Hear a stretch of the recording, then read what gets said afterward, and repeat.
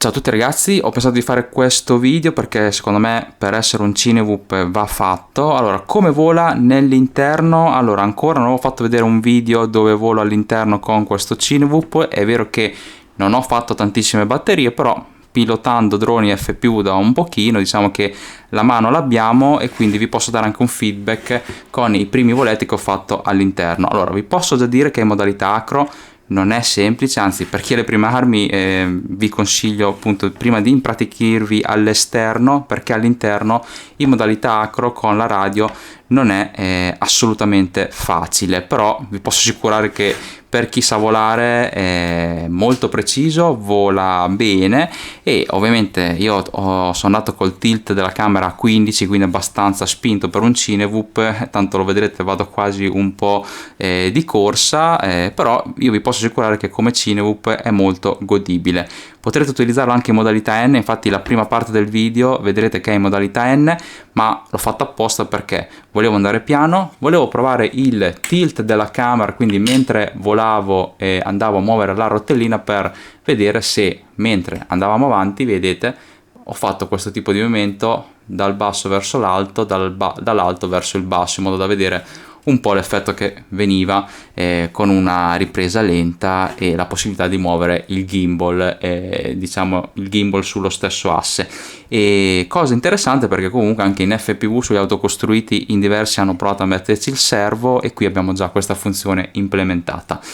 Seconda parte del video, vedrete il volato in modalità acro, un po' veloce, non è proprio cinematic, però diciamo che il test non è per farvi vedere un bel video, è giusto per farvi vedere la manovrabilità in un interno penso abbastanza stretto. Allora, continuo a dirlo, questa è la prova di quello che ho detto nel versus contro l'autocostruito.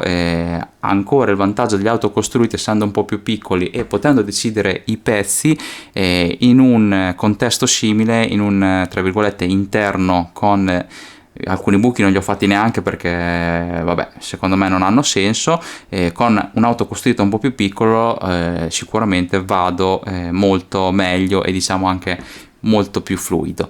Detto questo vi lascio al volato, vi ricordo prima parte modalità N con il tilt del gimbal per fare le mie prove, curiosità, seconda parte del video modalità acro appunto nell'interno stretto.